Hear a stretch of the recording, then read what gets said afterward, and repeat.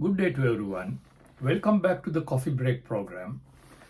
Last time we discussed about monkeypox, and today we are going to discuss about Pemphigus vulgaris and pemphigoid, another blistering skin condition which needs to be distinguished from each other. Pemphigus in Greek is a blister. So the name Pemphigus came from the Greek word pemphigus. Pemphigus vulgaris and Bullous Pemphigoid both are blistering eruptions of the skin which causes as an autoimmune condition, and due to type 2 hypersensitivity activity.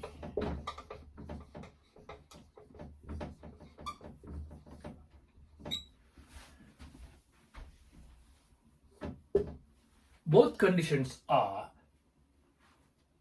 autoimmune blistering eruptions as a result of type 2 hypersensitivity activity. Before we go into the details of these conditions, it is very important just to recap about the skin structure and the each parts that these conditions are involved in the skin. Just a schematic diagram of the skin. You have dermis, epidermis, and hypodermis, and underlying muscle layer.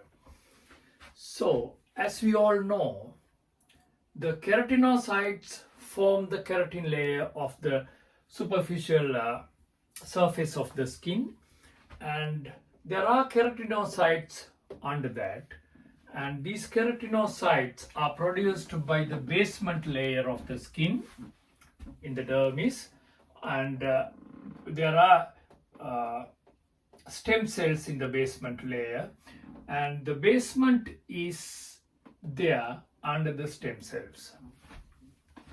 So I'm not going to discuss about any other details. Now I'm going to explain where pemphigus erupts and where pemphigoid erupts.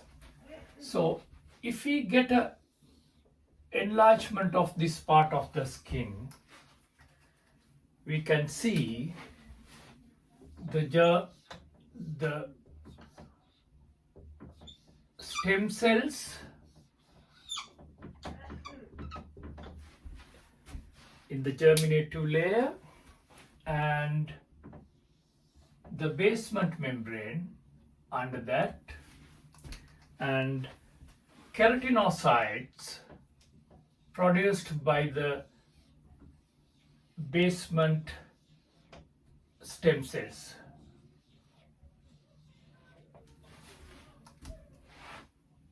So in a normal structure, what attach these stem cells to the basement membrane? They are called hemidesmosomes. They are hemidesmosomes. These structures are called hemidesmosomes. They are attaching these germinative cells or the stem cells into the basement layer, hemidesmosomes.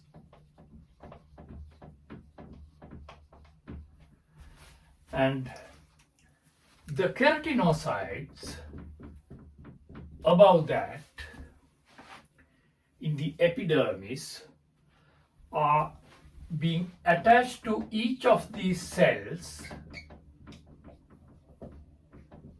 with what you call desmosomes.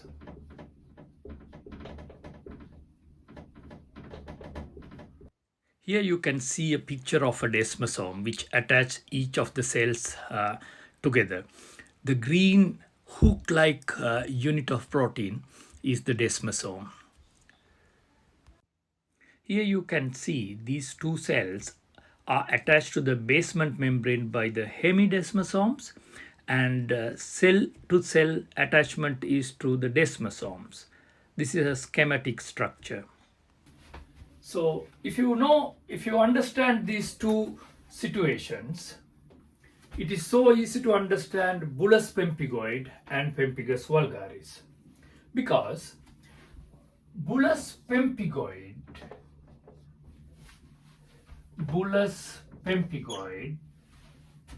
happens as a result to the autoimmune condition and type 2 hypersensitivity reaction to the hemidesmosomes.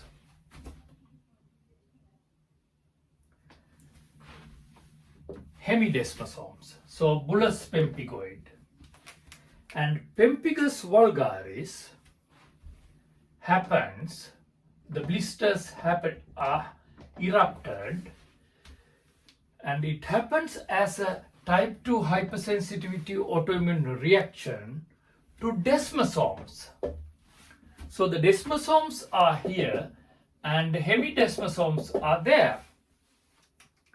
Therefore, the eruptions in the Bullous pemphigoid happens as a result of separation of the basement membrane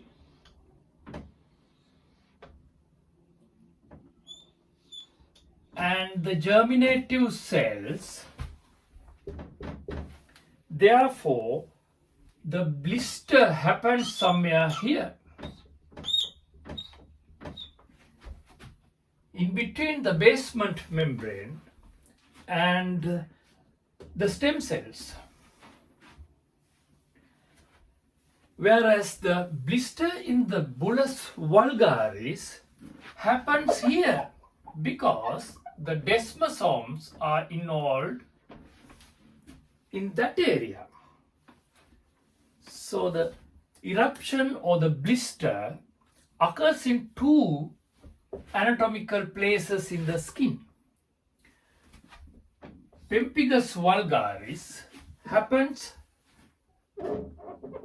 in the intradermal area of the epidermis. Now let us discuss about Pemphigus vulgaris. Pemphigus vulgaris is a very rare autoimmune type 2 hypersensitivity reaction which happens as a result of autoimmune hypersensitivity to desmoglein 1 and desmoglein 3 in the desmosomes of the epidermis among the keratinocytes. Mostly desmoglein 3 are affected and the autoantibodies are against desmoglein 3. You know, type 2 hypersensitivity activity is mainly happening due to IgG, immunoglobulin, IgA, IgG, IgM. These are the immunoglobulin. So immunoglobulin mediated reaction is type 2 hypersensitivity. So Pemphigus vulgaris is such type of a immune reaction against mostly desmoglein 3 in the desmosomes of the keratinocytes in the epidermis. So the blisters happens in the epidermis. This is the epidermis and this is dermis. This is where the epidermis junction, where the basement membrane and germinative layer of the epidermal junction, right? So the blister is somewhere here and it is in the epidermis. So there is no detachment of the skin from the adhering structures and it is in the epidermis. So the disease condition starts as oral mucosal blisters mostly, and they are non-itchy. This condition is not itching because there are no nerve endings in the epidermis. So this is not a pleuritic eruption, and this can happen in oral mucosa, palatal mucosa, in conjunctiva and genital mucosa, anal mucosa, even in the cervix and in the other parts of the skin epidermis. Pemphigus vulgaris mostly starts from the oral mucosa. You can see the lesions in the palatal area in this patient. Here you can see the Pemphigus vulgaris skin lesions. The bullae are very flaccid and easily the skin is separated and this is called acantholysis. And these bullae are easily rupturable, and when the epidermis is fallen down, the wounds are mostly exposed to the environment like raw skin area. This is a severe form of Pemphigus vulgaris, and the exposed skin looks like burnt wounds, and dehydration is a high risk of this type of situation. How common is this condition? In British population, it is 1 to 5% per 1 million population per year, and worldwide it is 1 to 10 per 1 million population per year.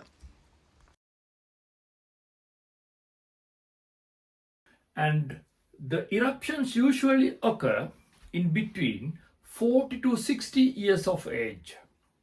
How dangerous is it? If the condition is not treated, it is 80 to 90% fatal, and death can happen as a result of this condition. If it is treated, we can bring down this fatality rate to about 10%. So it is something very important and something that we have to treat and diagnose and treat early. As I told, the blisters are non-itchy, flaccid blisters. There are some methods to diagnose clinically these blisters. As they are in the epidermis, the epidermal desmosomes are detached. The blister is very flaccid. If we put our thumb or if we put our finger on the surface of the blister, it tends to move. It tends to spread in between inside the epidermis. It tends to extend when we press this blister. That is called Ashbo-Hansen sign. When we press on the blister, it spreads. And if you do the linear pressure on the skin, if we do like this, the skin tends to peel out. That sign is called Nikolsky sign. All these signs are because the blister is in the epidermis and the anchoring skin is anchored by the germinative layer to the adjoining tissue, and the anchoring is not detached so that the blister can be pressed off or the skin can be peeled off, and this skin tends to fall because of this fragility as the desmosomes are detached. That is called acantholysis, because the skin easily falls off so that it becomes like a burnt out wound. Dehydration is a high risk of these patients, and these patients can't eat due to painful swallowing, and malnutrition can happen as a result. So many ways that it can be fatal. And what are the treatments for this condition? Corticosteroids, oral corticosteroids, and non-steroidal medications to suppress the immunity. I will discuss the treatments at the end of the lecture. So this condition is more fatal condition, and it is vulgaris. You can remember it as this condition is vulgar, the bad one. Now we are going to talk about bullous pemphigoid. Pemphigoid, that means the pemphigus-like condition. This condition is not fatal, not lethal as Pemphigus vulgaris, and the age of eruption is 60 years and above. So this comes in more elderly, and the eruptions are tense itchy blisters. Tense itchy blisters, they are itchy, and inside the blisters, instead of serous fluid, there could be even blood, altered blood, because the blisters come under the germinative layer and the basement membrane of the epidermodermal junction. This is epidermis, this is dermis, and this happens in the junction as a result of this hemidesmosome separation and autoantibody production to the hemidesmosomes. Therefore, the blister is somewhere here, and the skin anchoring to the adherent tissue is detached by the blister. The blister is therefore very tense, and they are not in the epidermis like in the Pemphigus vulgaris, where the blisters were very flaccid. And there are nerve endings over here, and these lesions are very itchy. And also there is a good blood supply here, and there could be bleeding into these blisters as well. So these blisters are more tense, itchy, and even can be darker due to altered blood.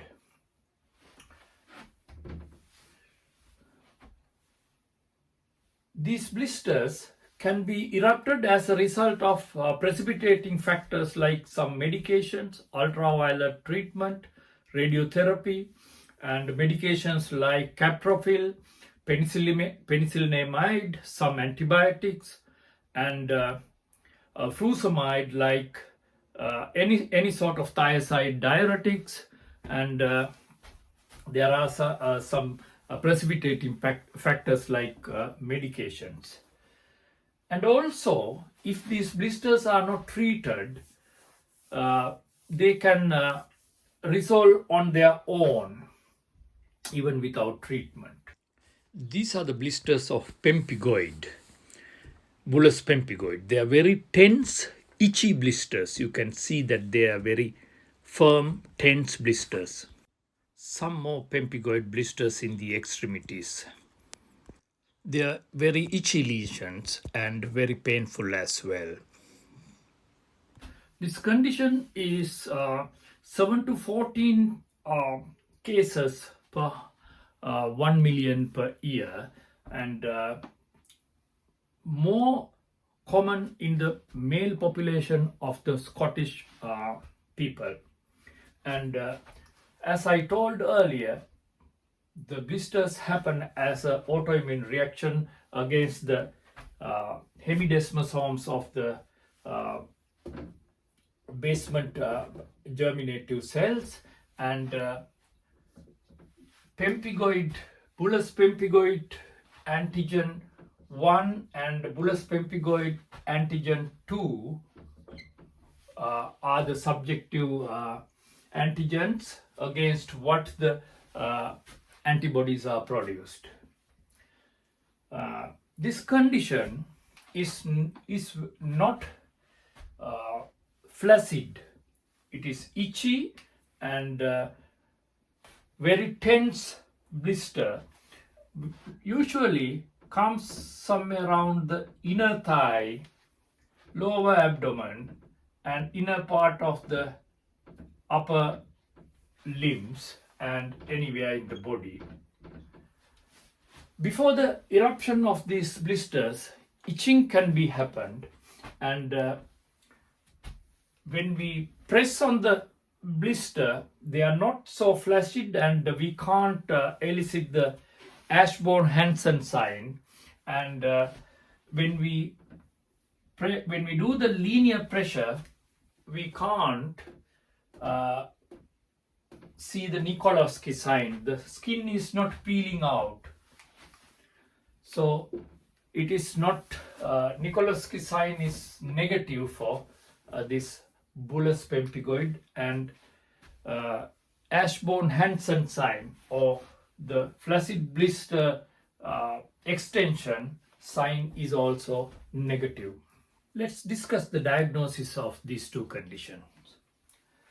There are three main methods of diagnosis of these three conditions. The first one is the clinical diagnosis, and we have already discussed the clinical features of these two conditions. For an example, bullous pemphigoid is an itchy, tense blistering form which is mostly affecting the inner thighs, lower abdomen, and inner parts of the upper limbs, and mucosal membrane involvements are very rare.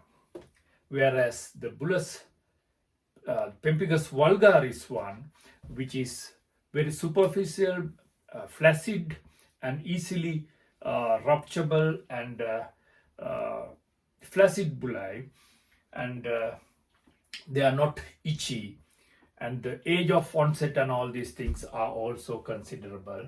And there are some racial specific vulnerabilities as well. For an example, the bullous pemphigoid, I told you, it is common in Scottish male, and Pemphigus vulgaris is more common in Ashkenazi Jews and Mediterranean people, and North Indian and East Asian cultures. So those people are more affected in those conditions. So clinical diagnosis is very important, and the gold standard is the skin biopsy. We can get a biopsy of the skin, and we can see the skin under the direct immunofluorescence study. And in Pemphigus vulgaris, you can see a net-like picture where the immune antibodies are against the desmosomes of the keratinocytes. This is the direct immunofluoroscopy of Pemphigus vulgaris. You can see the net-like distribution of the immune complexes of the desmosomes of keratinocytes.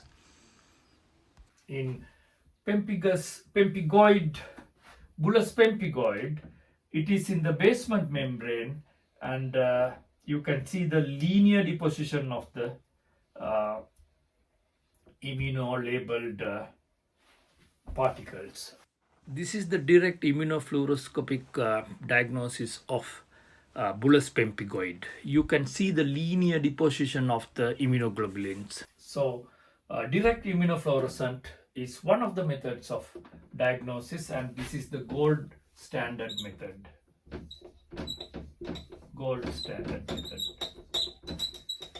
Direct immunofluorescence, that means you can find the antibodies in the serum. So serum studies you can use for diagnosis purpose. Let's discuss the treatment options of these two conditions. The main theory is immunosuppression. So for Pemphigus vulgaris, as it is the most dangerous category of condition out of these two, is treated vigorously with systemic steroids and azathioprine, mycophenolate mofetil, cyclophosphamide, methotrexate, intravenous immunoglobulin, and plasmapheresis, monoclonal antibodies are optional treatments. So basically, when somebody is severely affected with Pemphigus vulgaris, it is like managing a burnt wound in the body, because this acantholysis is so dangerous, and it's something like burn wound management. So burn unit admission is also can be necessary for the management of these patients. And hydration is very important. So vigorous management of the hydration and nutritional management, these are also very important. And for Bullous pemphigoid, the condition is not that serious and the prognosis is very good.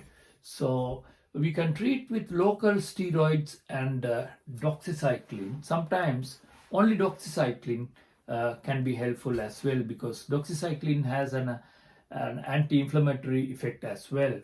And other treatment options are also optional, but the easiest way to treat is Bullous pemphigoid. Even Bullous pemphigoid is not treated and left untreated. After about 1 year or so, it resolves of its own. Hope you enjoyed the lecture about pemphigus and pemphigoid. Next time, we will meet with another topic in our coffee break program. Until that, thank you so much and goodbye to you.